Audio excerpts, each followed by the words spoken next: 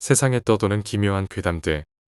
첫 번째 이야기, 유흥업소 웨이터로 일하면서 실제로 겪었던 실화괴담. 지금은 양지에서 직장을 가지고 있지만 군대 전역 후 시험 준비를 위해서 돈을 벌어야 했습니다. 비교적 페이가 센 일을 찾다 보니 공장이랑 주점 웨이터 둘 중에 고민을 하다가 좀 내키지 않는 일이긴 하지만 웨이터를 하자고 마음먹었습니다. 정정당당하게 버는 돈은 아니었지만 그래도 완전 범법자가 되는 건 아니니까 그냥 1년만 딱 하고 접자는 생각으로 시작했습니다. 주점 중에서도 급이 있는데 1종 2종 뭐 그런 식이었습니다. 오래돼서 까먹었습니다. 저런 곳은 웨이터 수도 엄청 많고 가게에 항상 상주하는 고정 아가씨도 있고 위계질서랄까. 그런 것도 심하다고 하더군요. 아는 지인 소개로 내가 들어갔던 곳은 흔히 말하는 막장사라고 가장 낮은 급의 주점이었습니다. 사실 내가 한 건 말이 웨이터지. 그냥 서빙 접대 아가씨 방에 넣어주고 기타 분위기를 케어하는 일이었습니다. 아마 진짜 웨이터로 잔뼈가 굵은 사람이 보기에는 나는 그냥 서빙쟁이일 뿐이었을 겁니다. 사장님 한 분이랑 안주 만들고 밥 만들어주시는 주방 이모님 그리고 사장 부인 동생이 있었는데 나보다 3살 많은 여자애가 있었습니다. 맨날 야식구리한 옷에 담배 피고 술 좋아하고 남자 좋아하는 좀 그런 여자였습니다. 사장님이 주점을 한 3개 돌리셨는데 여기가 메인으로 미는 가게가 아니어서 자주 안 오셨습니다. 그래도 그 여자애가 실장이라고 사장 대신 주류 발주나 안주 관리나 아가씨 사무소에 대금 주고 그런 걸 했습니다. 행실이 빠져있는 여자이긴 했지만 일은 잘했던 것 같습니다. 진상 손님들 케어도 잘하고 나이차가 얼마 안 나서 좀 친하게 일했습니다. 가게가 워낙 조용하고 꿀 빠는 가게였어서 손님이 하루에 많이 받으면 8에서 10방 정도 평균 3방 정도가 다였습니다. 근데 사장님이 좋으셔서 한 방을 받을 때마다 테이블 팁이라고 웨이터인 나한테 10,000원씩 주셨습니다. 손님들이 주는 개인 팁 하나도 못 받는 날이 있어도 완전 허탕은 아니었습니다. 월급 50만 원의 팁으로 약 한 달에 200 정도는 벌었던 것 같습니다. 밤낮이 바뀌어 그렇지 술 취한 아재들 진상 들어주는 거 빼면 편하게 돈 벌었습니다. 설명은 이 정도로만 하고 이 가게에서 1년 가까이 일하면서 겪은 일 몇 가지를 말해주겠습니다. 첫 번째는 여름 장마철이었습니다. 폭우가 정말 미친 듯이 오는 날이었습니다. 자정이 한참 지났는데도 손님이 하나도 안 와서 오늘은 공치겠구나 싶었습니다. 그날은 실장 누나도 진즉 장사 망했다고 주방 이모랑 셋이 맥주나 먹자 하면서 맥주 한 병씩 먹다가 혼자 양주랑 말아먹더니 피곤하다고 주방 이모랑 집에 가버렸습니다. 손님 한두 방 정도는 나 혼자 아가씨 사무소에 전화해서 아가씨 부르고 안주 같은 건 웬만한 거는 내가 만들고 하니까 맡기고 가버리더군요. 그렇게 텅 빈 가게에 혼자 카운터에 앉아 있으니까 굉장히 을씨년스럽더라고요. 가게가 지하 1층인데다가 주점 특유의 어두운 조명이며 출근부터 퇴근까지 항상 틀어놓는 노래방 메들리. 그리고 빗소리. 혼자 있으니 기분이 싱숭생숭했습니다.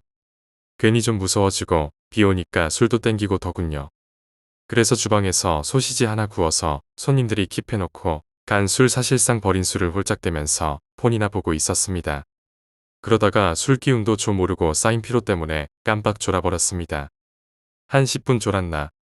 누군가 대리석으로 된 카운터를 손으로 두드리는 바람에 후다닥 하고 깨면서 일어나서 인사했습니다. 근데 웬 여자가 하나 온 겁니다. 굉장히 묘했습니다. 중국 전통옷 치파오를 주점 아가씨들이 입는 딱 붙는 스타일로 입었더라고요. 살짝 연한 연두색이었는데 굉장히 몸매가 좋았던 걸로 기억합니다. 가슴 쪽이 파여있고 허리는 잘록하고 골반은 넓고 얼굴은 화장을 정말 이상하게 했었습니다. 지나칠 정도로 진한 눈화장의 입술은 무슨 살구색도 아니고 주황색도 아닌 희한한 색깔을 발랐더라고요. 근데 얼굴이 뭐랄까. 이마뼈가 굉장히 크고 툭 튀어나왔었고 눈화장이 짙어서 그런 게 아니라 눈 주위 뼈가 좀 뒤로 굉장히 들어가 있는 느낌. 눈썹도 요즘 여자들이 하는 눈썹 문신이 아니라 옛날 할머니들 하셨던 촌스럽고 진한 눈썹 문신을 했습니다. 그리고 볼이 굉장히 파여서 광대뼈가 상대적으로 엄청 커 보였습니다. 못생긴 걸 떠나서 괴상하게 느껴지는 얼굴. 옛날 사람인 것 같기도 하고 우리나라 사람이 아닌 것 같기도 하고 요즘 여자들이 하는 화장과는 엄청나게 다르고 이상한 화장이었습니다. 뭐예요? 여자가 말했습니다. 네? 나는 순간 무슨 소리인가 해서 되물었습니다. 일하러 왔잖아요. 목소리가 모기 소리처럼 엄청 가늘고 듣기 싫은 목소리로 여자가 말했습니다. 저희 아가씨 부른 적 없는데. 어디 사무실이에요? 일한 지 반년이 넘었었는데 한 번도 듣도 보도 못한 사무실이었습니다. 카운터에 보도사무실 전화번호부를 봐도 처음 듣는 사무실 이름이었습니다. 저희 지금 손님도 하나도 없는데 아마 잘못 오신 거 아니? 말을 채 마치기도 전에 갑자기 획 돌아서더니 복도 제일 끝 방으로 굉장히 빠른 걸음으로 들어가 버리는 겁니다. 그리고 걸어가는 게 뭔가 찜찜한 거 있지. 좀 머리 빠져서 뭐지 하고 생각하다가 정신이 번쩍 들더라고요. 우리 가게는 아까도 말했듯이 지하 1층이고 1층 문을 열면 내가 있었던 카운터에서 벨이 미친 듯이 시끄럽게 울립니다. 내가 아까도 똑똑똑하고 카운터 손가락으로 두드리는 소리에도 깰 정도로 잠기가 밝거든요. 술을 먹었고 피곤해서 그래 혹시 못 들었다고 치자. 근데 보통 업소 아가씨들은 가게 들어올 때 이동하기 편하게 추리닝에 슬리퍼 신고 홀복이랑 힐을 따로 가방에 챙겨와서 아가씨 대기실에서 갈아입고 들어가거든요. 근데 밖에는 엄청나게 비바람이 부는데 우산도 없고 뒤에서 보니 방금 미용실에서 나온 것처럼 웨이브한 긴 머리가 풍성해 보였습니다. 그때는 순간 이건 귀신이다. 라기보다는 뭐지 뭐하는 년이지 신종 도둑인가 싶으면서 무서워지는 겁니다. 그래서 카운터에 있던 병따개도 있고 칼도 있는 다음도 나이프를 주머니에 넣었습니다.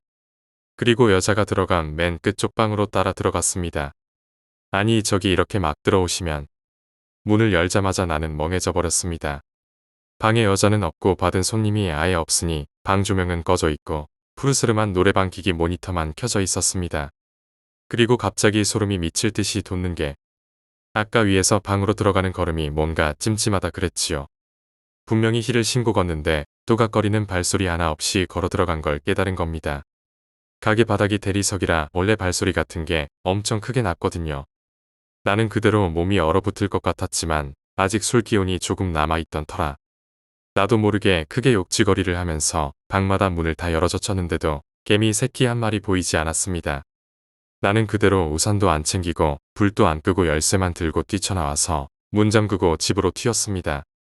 다음 날 실장 누나한테 말했지만 누나는 혼자 술 먹다가 취해서 가게 뒷정리도 안 하고 가놓고 거짓말한다고 핀잔만 들었지요.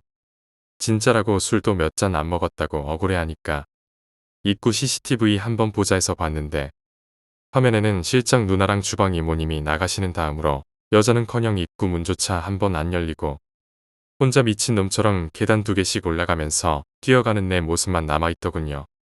이번에는 귀신이라기보다는 일하며 겪었던 사람에 대한 이야기입니다. 주점의 제일 중요한 아가씨가 보통 어떻게 돌아가나 하면 큰 주점 같은 경우에는 그 가게에만 출근하는 고정 아가씨가 많이 있는데 내가 일했던 작은 주점 같은 경우는 보통 손님이 오시면 방으로 내과 안내를 하고 나서 주대 술 메뉴를 설명하며 아가씨는 어떻게 맞춰드릴까요 하는 식으로 물어봅니다. 아가씨는 어떻게 해드릴까요? 하면서 손님 요구 사항을 듣고 보도사무실에 전화를 해서 아가씨를 부릅니다. 주점 카운터 쪽에 보면 보도사무실 전화번호, 명함이 엄청나게 많습니다. 그럼 그 사무실장이 봉고차 같은 거 타고 가게로 아가씨를 데려다 줍니다. 영화 추격자 김인식이 바로 그런 일하는 사람이라 보면 됩니다. 흔히들 주점 아가씨라고 하면 무조건 방에 들어가서 응응하고 그런 건 줄 알 수도 있는데 사실 그것도 아가씨마다 다릅니다.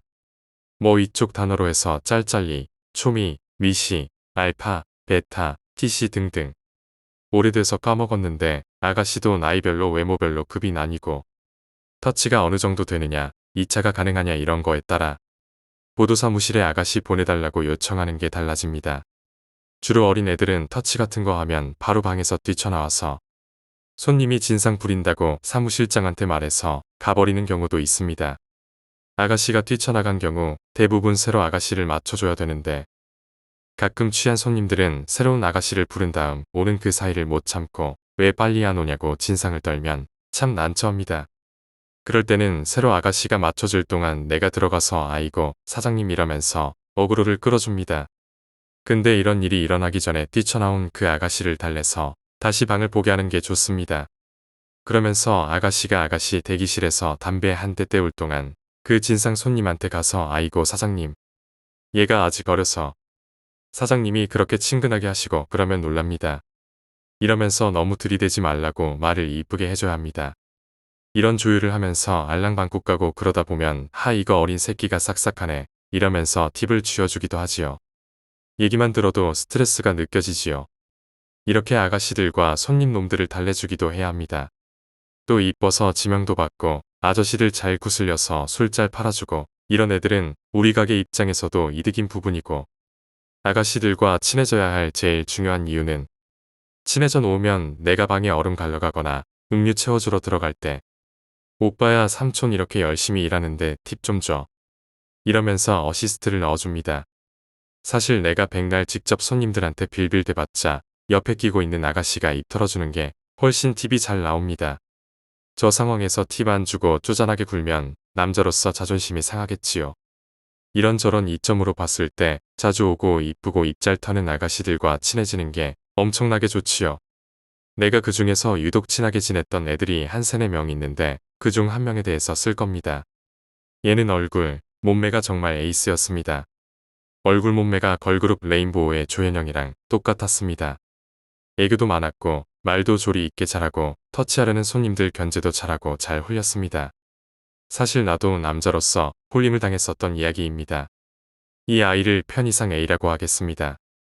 내가 손님들한테 팁 챙겨 받으려고 평생 사 먹지도 않는 사탕이랑 초콜릿을 많이 사뒀었습니다. 아재들 마지막에 갈 때 배웅하면서 입에 하나씩 넣어주면 좋아하면서 10,000원씩 주더군요. 사탕 한 개 주고 10,000원 받는 거면 세상에 그런 장사는 없지요. 그래서 얘는 이쁘다. 얘는 일 잘한다 싶은 아가씨들한테도 방보다 담배 피우거나 폰 만지러 나올 때 이거 먹을래요 하면서 주곤 했습니다. 솔직히 말하자면 아가씨는 일적으로만 대하자라고 이성적으로 생각은 했지만 내 나름대로의 어쩔 수 없는 본능에 의한 추파를 뿌리고 다녔던 거라고 생각해요. 지금 생각해보니 되게 귀여운 방법이었던 것 같습니다.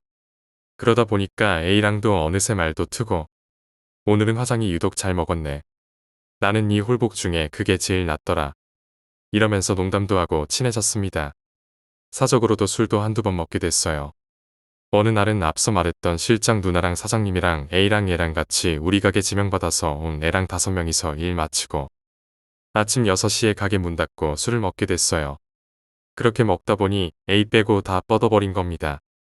얘는 완전 말술이라 몇 시간 동안 아재들 비위 맞추고 술 먹어놓고도 정말 술이 셌습니다. 나도 정말 취했고 그러다 보니 둘이서 좀 진지한 얘기를 했습니다. 얘기가 무르익을 무렵 얘가 갑자기 내가 말하고 있는데 대뜸 키스를 하더라고요.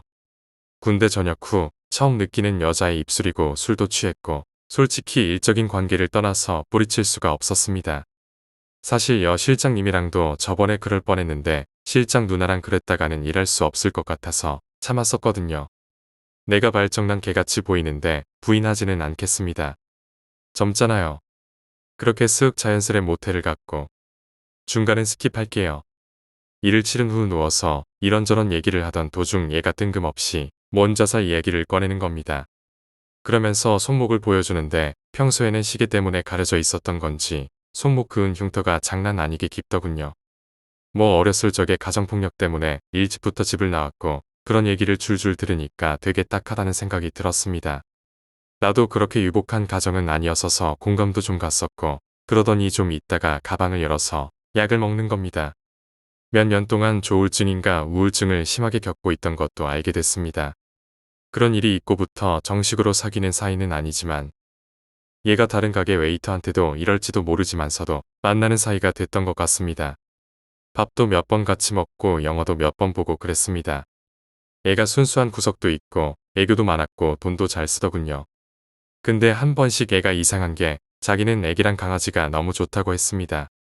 맨날 휴대폰에 아가들 사진 강아지 사진 해놓기도 했고 어떤 날은 길을 걸어가는데 걸음마 막된 아기가 그 걸을 때마다 뾱뾱 소리 나는 신발 신고 아장아장 걷고 있는 걸 봤습니다.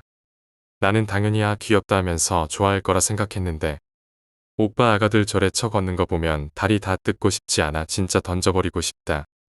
이런 말을 하는 겁니다. 나는 놀라서 뭐라고 라고 하면 장난이야.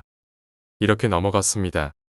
그런 이상한 말을 한 적이 종종 있었는데 장난이라고 하기에는 심한 말이고 좀 이질감이 느껴지는 적이 종종 있었습니다.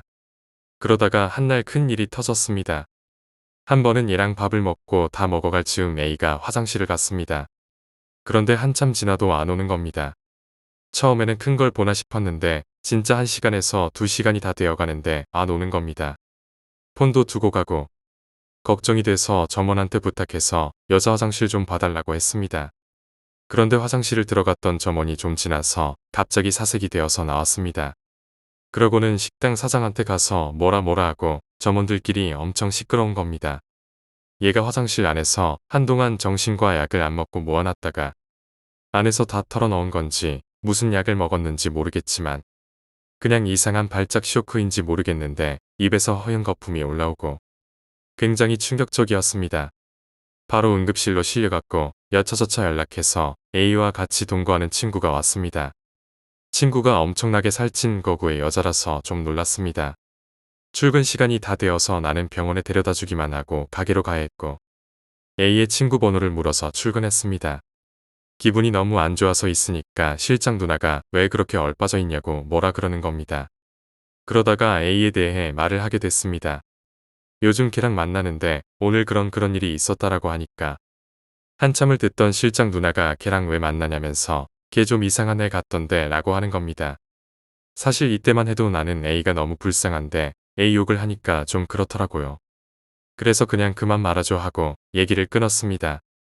일하다 짬이 나서 나는 걱정된 마음에 A의 친구에게 전화를 했습니다. 근데 없는 번호라는 겁니다. 뭐지? 번호를 잘못 찍어줬나 싶었습니다. A 전화는 계속 꺼져 있고 걱정된 마음에 퇴근하고 불이 나게 A가 입원한 병원으로 갔습니다. 나갔다고 하더군요. A의 휴대폰은 계속 꺼져 있고 나는 얘가 심각한 우울증으로 인해 자살 시도를 해서 연락이 없는 건가? 이해는 갔지만 낯설고 어떻게 하나 싶었습니다. A는 한참 동안 보도사무실에 출근하지도 않고 한마디로 잠수를 탔습니다. 생각해보니 나는 계집도 몰랐네요. 그러다가 이 일을 소개해준 형이랑 한잔 하게 됐고 다 얘기를 했습니다. 그 형은 고등학교 졸업하자마자 이쪽 일에 뼈를 묻은 사람이라서 허류계의 독 같은 사람이었습니다. 원래 어렸을 적부터 친한 동네 형이라 그 꿈 알리면서도 내가 공부할 돈 모으고 싶다는 취지로 시작했던 터라 마지못해 일을 구해줬습니다. 굉장히 큰 주점에서도 웨이터들 꽉 잡고 있는 형이었습니다. 우리 가게 사장님이 자기 웨이터 선배라 그러더군요. 너는 잠깐 알바로 하고 치울 거면서 이쪽 여자는 왜 건드리냐. 이렇게 형이 말했습니다.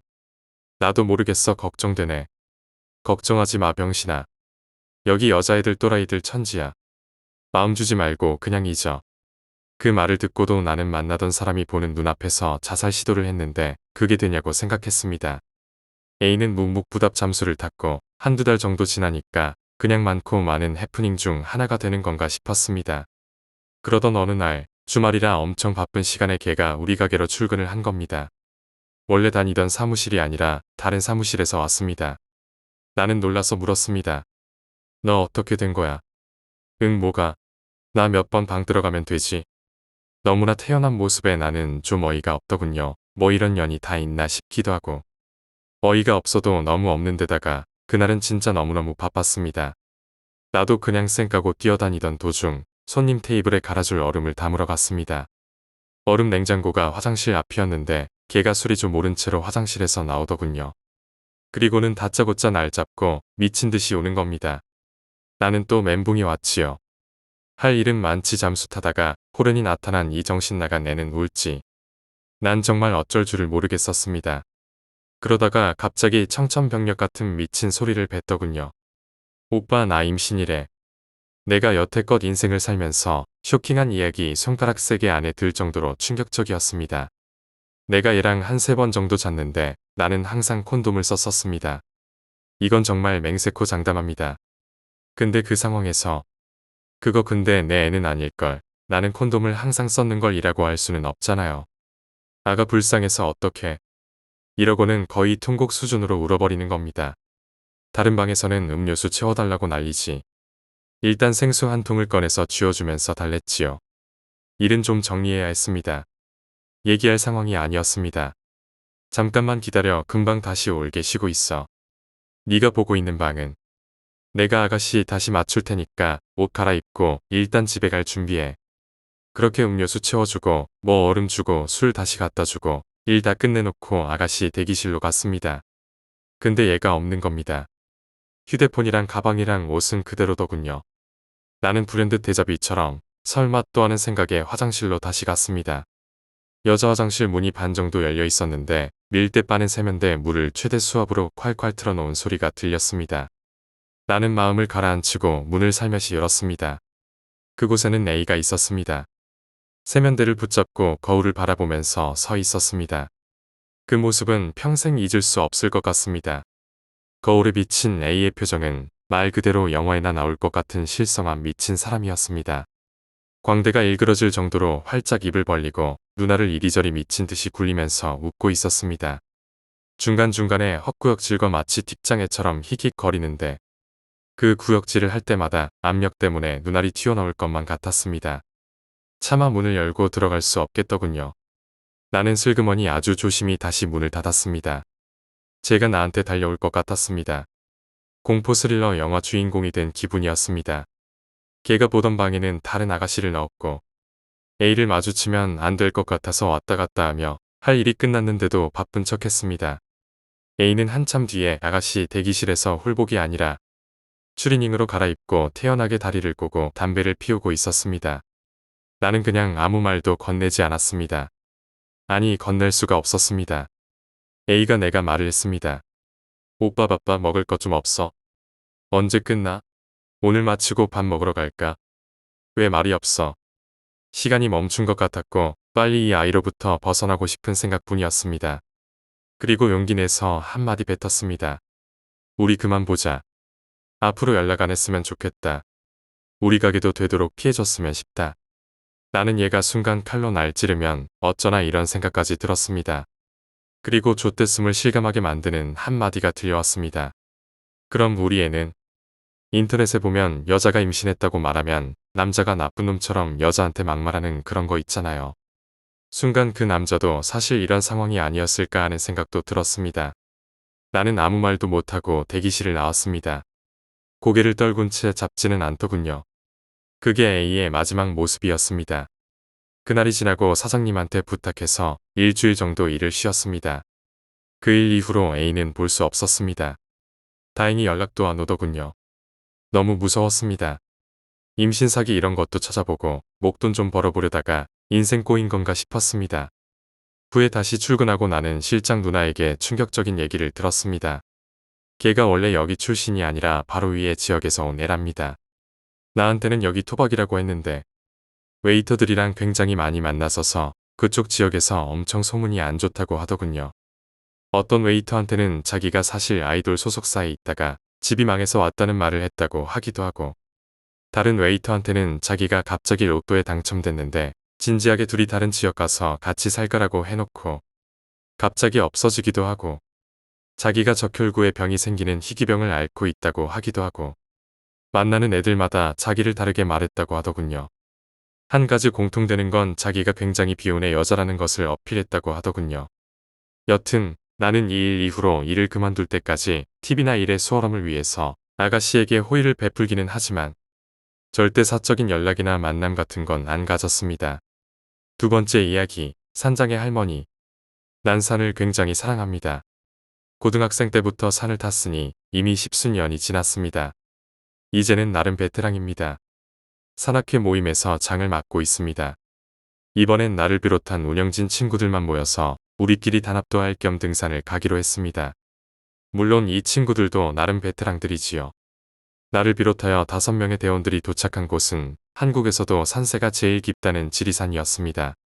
하지만 우린 이미 한국에 안 가본 산이 없었던 데다가 솔직히 산세가 깊다곤 하지만 우리가 이 산에 와본 것만 해도 10번 가까이 될 듯합니다. 어디가 어딘지 뻔하잖아요. 그때 대원비가 제안을 하나 했습니다. 지도를 버리고 등산로가 아닌 산길로만 올라가 보자고. 보지 못했던 경치도 볼 수 있을 거라며. 솔직히 직업 등반가는 아닙니다. 별다른 장비도 없었습니다. 하지만 자주 왔던 산이고 별 걱정 안 하며 우리 모두는 찬성했습니다. 하지만 지리산 가본 사람은 알 것입니다. 정말 깊지요, 산이. 분명 일반 등산로와 나란한 방향으로 오르고 있다고 생각했지만 예상과 다르게 우리는 곧 길을 잃고 말았습니다. 이미 해는 저물어가고 우리는 허기와 고된 산행에 지쳐 있었습니다. 엎친 듯 엎친 격으로 야영할 만한 평지조차 눈에 들어오지 않더군요. 게다가 메고 올라간 텐트는 요즘 것들과는 달리 정말 많이 무거웠습니다. 당연히도 밤은 찾아왔고 손에 들린 랜턴에 의지하기에 산은 너무 깊고 험했습니다. 밤 11시나 되었을까. 저 멀리 한 줌 불빛이 보였습니다. 우리는 탄성을 지를 기력조차 없었고 서로의 대화조차 없었지만 마치 약속이라도 한 듯 다 함께 그 불빛을 쫓았습니다. 가까이 가보니 2층으로 된 작은 통나무 집이었고 집 앞엔 우물과 갖은 농기구들이 널브러져 있더군요. 문을 두드렸습니다. 쿵쿵. 낡은 통나무 문이 조심스럽게 열리며 하얀 소복을 입은 할머니 한 분이 고개를 내밀더군요. 저희가 길을 잃었는데 좀 쉬어갈 수 있을까요? 사례는 해드릴게요. 들어들 와. 연로하셔서 그런지 목에선 쇠소리가 섞인 고음 톤이 흘러나오더군요. 아까도 말했지만 2층 집이긴 했으나 굉장히 작은 집이었고 우리는 2층에 있는 방으로 안내되었습니다. 짐을 내려놓자마자 한 명이 큰 소리로 아래층에 대고 외쳤습니다. 할머니, 저희 물 좀 주실 수 있으세요? 젊은 것이 손이 없어. 발이 없어. 밖에 우물에 나가 떠다 먹어. 우리는 곧 벌쯤해졌고 내가 1층으로 내려와서 밖에 우물로 나갔습니다. 나오면서 계단 뒤쪽에 부엌을 봤는데 할머니가 칼을 갈고 있는 거야. 이 야심한 밤에 뭐 하는 건지. 미친 건가? 우물에서 물을 기르면서도 그 모습이 뇌리에서 사라지지 않더군요. 돌아와서 곧 대원들에게 알렸는데 마침 그 사이에 화장실 다녀온 한 명이 할머니가 중얼거리는 노랫소리를 들었답니다. 맛있겠다, 맛있겠다. 이건 뭐지? 우리는 서로 말없이 눈치를 주고받았고 한 명이 나가자 그러더군요. 다른 한 명, 이 친구는 큐라고 하죠. 큐는 반대를 하더군요. 할머니께 죄송하지 않냐고. 큐는 상황 파악이 안 된 것 같았어요. 서둘러 짐을 챙겨서 문을 조용히 나와서 우리는 미친 듯이 달렸습니다. 달리기 시작한 지 10여 초도 지나지 않아 낡은 문이 쿵 하고 열리는 소리가 들렸습니다. 총각들 어디가? 밥 먹고 가야지. 내가 돌아보면서 외쳤습니다. 할머니, 죄송해요. 급한 일이 있어서. 나름대로 예의를 갖추려고 달리는 와중에 뒤를 돌아 고개를 굽어 목 인사를 했습니다. 그 할머니, 달리기 시작하더군요. 한 손엔 칼을 들고 총각들 밥 먹고 가래두라고 외치면서 수백여 미터를 달렸을까. 울창한 갈대들과 함께 그토록 찾아 헤매던 평지가 나오더군요. 우리는 달리고 또 달렸습니다. 근데 말이죠. 달리면서 뒤를 돌아보니 그 할머니가 계속 쫓아오고 있는 거예요. 우리보다 더 빠른 속도로. 근데 더 공포스러운 건 키 큰 갈대숲에 가려 바로 옆에 있는 우리 일행조차 잘 안 보이는데 그 갈대들이 할머니 무릎에까지밖에 안 오더라는 거지요. 갈대숲을 헤치고 나오니 더 이상 물러설 곳이 없는 낭떠러지였습니다. 야심한 밤이었지만 대략 아래에 자라있는 나무들 높이를 봐선 건물 4층 높이쯤 되겠더군요. 빨리들 뛰어 뭐해. 내가 짧게 외쳤는데 또 큐가 딴지를 거는 거예요. 진짜로 우리 밥 먹이려는 걸 수도 있는데 왜 목숨을 거냐고. 큐한테는 할머니가 사람으로 보였나 봐요. 일행 중 2명은 이미 뛰어내렸고 나와 비가 눈치를 주고받은 후에 큐를 밀어버렸지요. 그리고 비와 내가 뛰어내리는 순간 착 하는 소리와 함께 그 할머니가 슬라이딩 태클을 해서 비의 발목을 움켜잡은 거예요. 정말 너무 공포스러웠습니다. 아무 생각 없이 난 먼저 깜깜한 허공을 향해 몸을 던졌고 비도 잡히지 않은 발을 이용해 그 손목을 뿌리친 후 뛰어내리는 게 보였어요. 다친 건가? 죽은 건가? 난 그대로 의식을 잃었고 시끄러운 새 지저김에 눈을 떴습니다. 텐트 속으로 뜨거운 여름 햇살이 내 얼굴을 때려댔고 난 바로 일어나서 텐트 밖으로 나왔지요. 그리고 생각했지요. 모든 게 꿈이었나? 내 부스럭거림에 모두들 일어난 것 같았고 하나둘 윗옷을 주워 입으며 텐트 밖으로 기어 나오더군요. 근데 이미 난 그들의 표정을 보고 어젯밤 일이 꿈이 아님을 알 수 있었습니다. 모두들 하나같이요 꿈이었나 하는 찝찝한 표정들이었거든요. 그리고 곧 내 의심은 사실임을 입증되었습니다. 제일 마지막에 나오던 비가 갑자기 털썩 주저앉았는데 부축해주려고 다가서 보니 왼쪽 발목엔 검붉은 피딱지가 잔뜩 앉아있고 선명하게 그어진 5줄의 손톱 자국을 볼 수 있었거든요. 세 번째 이야기, 물귀신. 1989년 1월 2일이 되던 새벽녘 1시. 난 원래 어릴 때 무서우리만치 기억력이 좋았던 데다가 그날은 내 생애 처음으로 귀신을 접했던 날이라 잊히지 않는 날입니다. 그 당시에만 해도 우리나라에선 신정이 더 큰 설이었지요. 이후에 차차 일본의 잔재니 뭐니 해서 당시의 구정, 그러니까 지금의 설을 큰 명절로 바꾸게 된 거예요. 암튼 설을 쐬러 시골집에 내려갔는데 밤이 되어서 어른들은 이웃 마을에 놀러들 가시고 집에는 나, 지금은 돌아가신 할머니, 그리고 나랑 10살 남짓 차이가 나는 사촌형, 이렇게 셋만 있었습니다. 자정이 다 될 무렵 사촌형이 슬그머니 나가길래 어디 가냐 물었더니 친구네 간다네요. 같이 가겠냐고 물어서 대꾸할 필요도 없이 따라 나섰지요. 내 생애 첫 팥빙수를 맛보여준 우리 사촌형, 난 사촌형을 무지 사랑했거든요. 여기서 알아야 할 게 마을엔 집이 10대채뿐이 없었고 우리 큰 집은 마을 입구로부터 두 번째 집이었어요. 작은 강이 마을과 나란히 흐르고 있어요. 근데 이 강 구조가 좀 특이해요. 우리 큰 집 앞만 해도 시냇물에 가까워요. 얕고 폭도 넓지 않고요. 그런데 불과 1~200m만 내려가면 강 또는 저수지 같아요. 다른 곳에서 합류하는 물도 없는데 말이지요. 아무튼 사촌형의 친구 집은 거의 마을 끝자락에 있는 집이었어요.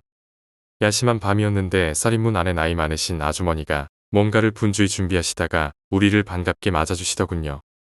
아주머니가 인사하며 나를 보며 근데 얘는 누구냐고 형한테 물었어요. 사촌형은 서울 작은아버지 막내라고 소개한 뒤 형 친구인 X가 집에 있냐고 물었어요. 아주머니는 방에 있으니 들어가 보라고 하셨죠. 이거랑 눈이 마주친 거예요. 닮은 게 아니라 바로 이거 그대로였어요. 정말 뻥 안 치고 뒤로 넘어갈 뻔했어요. 설날 특집 영화로 여곡성이란 걸 하고 있었는데 하필이면 문하고 마주하고 있는 TV에서 귀신이 클로즈업됨과 동시에 내가 문을 연 거였지요. 나는 조금 창피했어요. 나는 심장이 콩알만 해지고 창피함과 두려움에 떨고 있는데 사촌형은 킬킬거리며 웃었지요. 내가 사촌 중에서도 제일 사랑하는 형인데 그때만큼은 뺨을 후려쳐버리고 싶더군요. 암튼간에 방 안에서 형 그리고 형 친구분, 나셋은 두꺼운 이불을 눈 바로 아래까지 덮어쓰고 영화를 봤어요. 지금 보면 분장 티도 나고 어설플지 몰라도 그땐 당대 최고의 공포물이었을 거예요. 간이 쫄깃쫄깃해지는 영화 감상을 마치고 집안에 계시던 아주머니께 인사드리고 나와서 형과 나는 뚝방길을 걷고 있었습니다. 길 오른쪽으로 10여 미터 남짓 떨어져서 집들이 줄지어 있었고 바로 왼쪽이 바로 그 작은 강이었지요. 그날따라 유독 달이 크고 환했었어요. 추운 겨울날이라 그런지 새소리, 풀벌레 소리조차 들리지 않았고 그 적막을 깨며 형이 입을 열었습니다. 너 그거 알아? 어떤 거? 여기 바로 앞에서 해마다 한 사람씩 빠져 죽어. 솔직히 속으로 콧방귀도 안 뀌었어요. 무서운 영화도 한 편 봤겠다. 분위기 타서 날 겁주려는 눈치였거든요. 이렇게 작은 동네에서 해마다 사람이 빠져 죽으면 누가 이 동네 살아? 나는 어이없다는 듯 형한테 말했지요. 동네 사람은 한 명도 죽은 사람 없어. 낚시한다고 와서 술 먹고 헤엄치다가 그렇게 하나둘씩 죽은 거지. 속으로 좀 비웃었어요. 그러면서 슬쩍 강 쪽으로 눈치를 살피는 병신 같은 나. 근데 불과 나랑 10여 미터 정도뿐이 안 떨어진 강물 속에서 어떤 여자가 가슴 위로만 몸을 내민 채 나를 보고 있더군요. 영화에서처럼 피를 흘리거나 눈깔이 휙 뒤집어져 있진 않았어요. 근데 분명 하얀 소복 차림의 긴 생머리의 젊은 여자가 왜 저 깊은 물속에서 그것도 한겨울에 왜 나를 계속 발걸음을 옮기는 와중에 형의 옷소매를 살짝 잡아당기면서 말했습니다. 형, 왼쪽 좀 봐. 뭐? 너 졸랐냐? 이러면서 형은 고개 한번 휙 돌려보고 그냥 제 갈 길 가더군요. 순간 난 내가 헛것봤나 싶었고 왠지 다시 한번 확인하지 않으면 오늘 밤 깊은 잠은 개나 줘버리고 뼈저리는 후회와 반성의 시간을 보내게 될 것 같았어요. 아주 짧은 시간에 정말 많은 생각을 하게 되더군요. 잘못 봤겠지. 그래, 잘못 본 거야. 이렇게 믿고 싶었던 것 같아요. 그러면서 고개를 살짝 왼쪽 뒤로 돌려서 아까 그 자리를 봤지요. 근데 아무것도 안 보이는 거예요. 그럼 그렇지. 이렇게만 생각하고 형 따라가면 됐는데 다행이다 싶으면서도 내가 잘못 봤을 리 없다는 생각에 두세 걸음을 돌아가서 자세히 들여다봤어요. 그리고는 분명히 어두운 달빛 속에서도 아주 분명히 그걸 보게 된 거예요. 물속에 천천히 가라앉고 있는 하얀 물체. 그리고 그 하얀 물체를 따라서 서서히 마치 해파리의 수많은 촉수마냥 넓게 퍼져 있다가 한가운데로 모이면서 빨려 들어가고 있는 검고 긴 머리카락들을. 네 번째 이야기, 촬영 중에 귀신이 나타났다. 내 나이 25이었던 걸로 기억합니다. 군대 전역 후 복학하기까지 남은 반개월가량. 군대에서 배운 찰진 근성 하나로 뭔가 알바라도 해야겠다고 다짐했습니다. 마침 나이 차이가 많이 나는 우리 형의 친한 친구가 영화판에서 미술감독 일을 하고 있었지요. 그 형은 당시엔 풋내기였지만 지금은 영화판에서 이름만 대도 알만한 꽤 거물급 미술감독이 되어 있어요. 그렇게 형의 소개로 영화미술 알바를 하게 된 거예요. 참고로 당시 난 미대생이었거든요. 나름 대학 내에서도 한 미술하는 나였는데 군대까지 전역했으니 나의 열정과 자신감은 하늘을 찌르고 있었고 미술감독의 지인이라는 낙하산까지 타고 내려왔으니 꽤 중책들을 맡아서 하게 되었어요. 미술감독 부재 시에는 간단한 일들은 대리로 처리하기까지 했습니다. 영화 촬영 당일 준비된 소품들을 꾸리고 촬영장으로 향한 우리는 순간 오는 멘붕에 어찌할 바를 몰랐어요. 공포영화인 건 알았지만 폐교를 통째로 빌려서 촬영을 하기로 했던 거예요. 불필요한 미술팀 일부는 빠져나가고 혹시나 소품에 결함 등이 생길 걸 우려해 미술팀 중엔 나만 촬영장에 남아 대기를 타고 있었지요. 절대 여배우 보려고 남은 거 아니에요. 절대. 건물 3층 아니면 4층 복도였을 거예요. 여주가 복도를 걷고 있으면 반대편 복도 끝에서 귀신이 나타나서 쫓아오는 뭐 그딴 신이었는데 점고 수더분해 보이지만 카리스마 쩌는 감독님이 말하시더군요. 핸드헬드로 갈 거니까 촬영하고 조명 남고는 다 계단에서 빠져라. 참고로 핸드헬드는 카메라를 들고 같이 뛰면서 촬영하는 기법으로 주로 전쟁영화에서 긴박한 현실감을 더 주려 할 때 종종 쓰는 기법이에요. 암튼 스텝 1부는 빈 교실에 짱박혔고 촬영, 조명팀은 감독, 조감독 빼고는 죄다 1층으로 내려갔어요. 난 은근슬쩍 감독님 물건이랑 소품을 양손 무겁게 한 채 감독님 뒤에 서 있었습니다. 다시 한번 말하지만 여배우 한 번 더 보기 위해 남았던 건 아니에요. 감독님께 배울 게 많은 것 같았거든요. 감독님이 무전기에 대고 말했습니다. A야 준비됐냐? A는 조감독 기름이었어요. 반대편에서 사인이 보내지면 늠름하고 씩씩한 우리의 귀신님을 출동시키는 중책을 맡고 계셨지요. 하지만 무전기에서는 치지직거리는 회신만 있을 뿐 조감독님 목소리는 들려오지 않더군요. 야, 준비됐냐고. 터프하신 감독님. 계속 무전기는 치치거리고 있었고 그 잡음 속에 아주 짧게 대답 소리가 들려왔어요. 좋아, 가자. 감독님의 외침이 떨어지자 준비하고 있던 여주는 복도 저편으로 서서히 걸어갔고 조명하고 카메라 감독님만 그녀를 따라갔어요. 아주 서서히. 여주가 복도 중간쯤 다다랐을까. 다시 감독님이 들고 있는 무전기에서 짧게 키키키 하는 쇠 긁는 듯한 소리가 들려왔고 동시에 맞은편 복도에서 머리를 풀어헤친 귀신 역할 배우님께서 얼굴을 살짝 내밀고는 시익하고 웃는 거예요.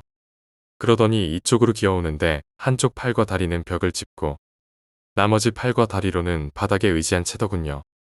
짧은 순간이었지만 난 속으로 감탄했습니다. 디테일 쩐다. 어떻게 저런 자세를 생각해냈지. 감독님 천재.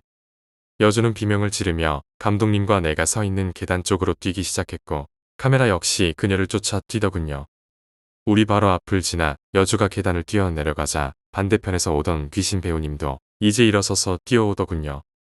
이미 카메라는 내려갔으니 귀신 배우님 굳이 뛰지 않아도 되는데 열심히 달려와서는 우리를 향해 한 번씩 웃어 보이고는 계속 뛰어 내려가더군요. 마치 놀이동산 온 여중딩 같은 표정으로 뭔가 굉장히 신나 보이는 얼굴이더군요. 거두절미하고 내가 알기로는 보통 영화 촬영 때 끊어서 하고 나중에 편집하는 걸로 알고 있었는데 이 한 씬이 정말 너무 리얼하고 자체가 영화 같더라고요. 우리 감독님은 너무 만족스러워 하시면서 오케이를 연발하셨어요. 그리고는 담배를 한 대 꺼내 물셨고 난 불을 붙여드리려고 라이터를 찾고 있는데 바로 그때 1층에서 여러 명의 비명소리가 들리는 거예요.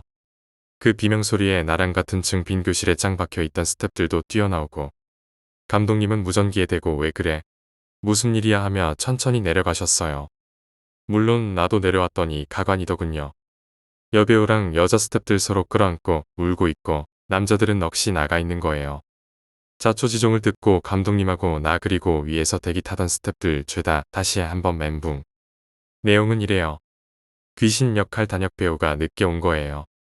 출연하는 신이 적어서 원래 좀 늦게 오기로 하긴 했지만 예정보다 많이 늦은 거였고 조감독은 심하게 꾸지람을 하고 있었던 거예요. 다시 말해 같은 층 반대편 계단엔 조감독하고 귀신 배역 배우는 아예 없었더라는 거죠. 이건 여담인데 배우들이 촬영 거부하는 바람에 폐교시는 취소됐고 그냥 시골 공터의 세트장으로 다시 만들어서 촬영했어요. 덕분에 촬영은 2달 가까이 늦어졌고 그나저나 우리가 본 그 여자 다른 건 모르겠는데 왜 감독님과 내 쪽을 보면서 시이 굳고 뛰어내려갔을까요?